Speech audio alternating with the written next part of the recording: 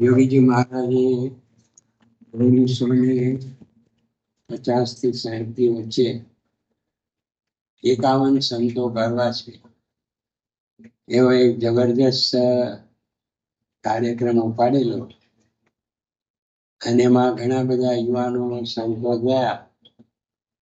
એમાં આફ્રિકાની અંદર નૈરોબીની અંદર આપણા એક યુવાન પ્રમોદસિંહ પટેલ મૂળ સત્સંગી નહીં, ઘરમાં કોઈને સત્સંગ નહીં, પણ આપણા એક હરિભક્ત હતા શાંતુભાઈ, એમને ત્યાં નૈરોબીની અંદર એ લોકોને સાંસ્કૃતિક કાર્યક્રમ કરવો હતો.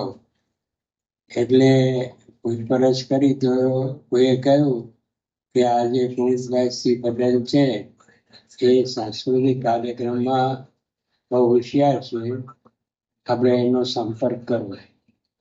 ત્યારે પુનિતભાઈ પોતે નૈરોબીની રોયલ ટેકનિકલ કોલેજ એમાં એન્જિનિયરિંગનો અભ્યાસ કરતા હતા. શાંતુભાઈ એમને મળ્યા અને વાત કરી કે આવી રીતે અમારા ગુરુ આવે છે અને અમારે સાંસ્કૃતિક કાર્યક્રમ કરવો છે, તો તમે અમને સાથ આપો. એટલે એમને કહ્યું બરાબર છે, હું સાથ આપીશ. અને એ પ્રમાણે પછી કમલભાઈ પોતે શાંતુભાઈ ને બધા જે યુવાનો હતા એ લોકો સાથે પોતે ભળી ગયા અને સાંસ્કૃતિક કાર્યક્રમની અંદર પોતે ખૂબ સારી રીતે રસ લઈ અને મદદ કરી.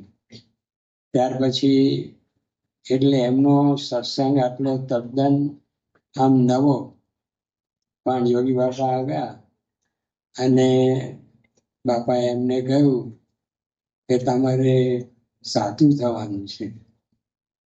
એમને તો સત્સંગનું કોઈ બેકગ્રાઉન્ડ જ નહીં અને કોઈ દિવસ આ સાધુ શું અને શું કરવાનું એનો કોઈ એમનો ખ્યાલ નહીં. પણ યોગી બાપાએ કહ્યું કે તમારે સાધુ થવાનું છે, તો પોતે હા પડી ગયા, બરાબર છે, આપણી આજ્ઞા હશે તો થઈશું. અને એ પછી તરત જ 1960 અમને દીક્ષા આપવાની હતી. એટલે બાપાએ કહ્યું કે તમે અમારી સાથે ઇન્ડિયા ચાલો. હવે એમને તો એન્જિનિયરિંગમાં 4 વર્ષ પૂરા થઈ ગયા હતા.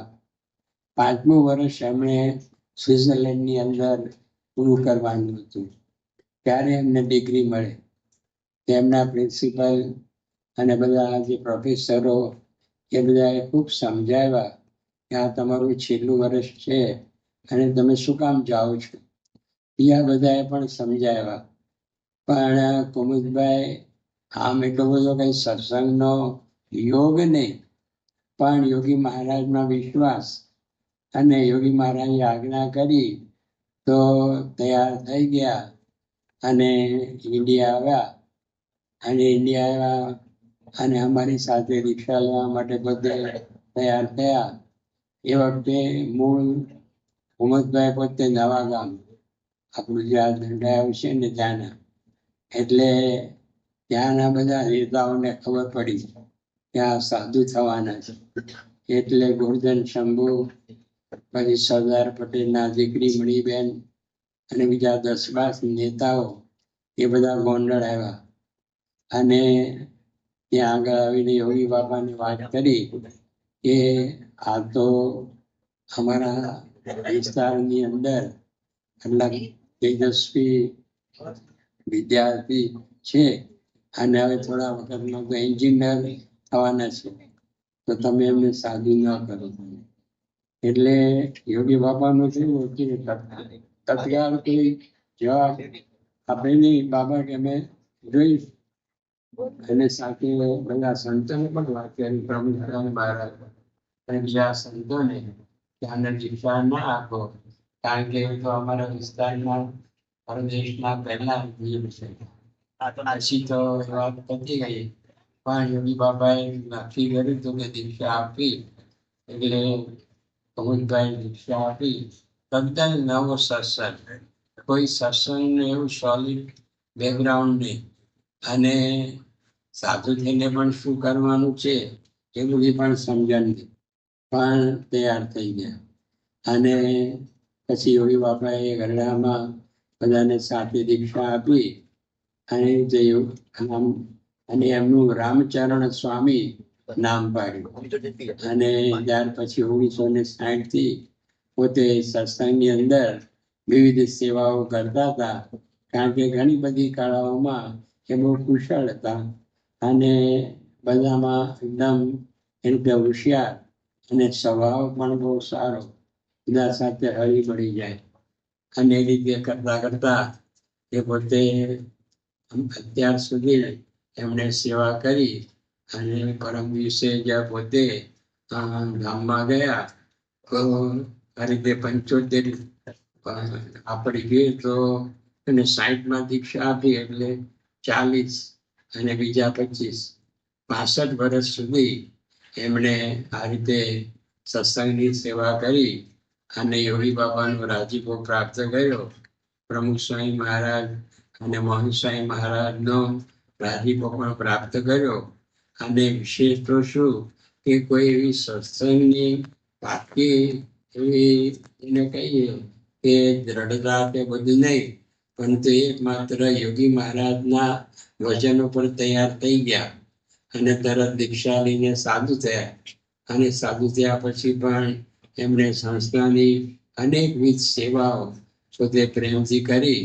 અને આ રીતે 2 દિવસ પહેલા પોતે ગામમાં ગયા અને કેટલા બધા ભાગ્યશાળી કે પૂજ્ય પ્રમુખ સ્વામી મોહન સ્વામી મહારાજ ત્યાં સારંગપુરમાં જતા અને રામચંદ્ર સ્વામી સુરત હોસ્પિટલમાં હતા. તો બાપાએ કહ્યું કે એમને અહીંયા આગળ સારંગપુર લઈ આવો.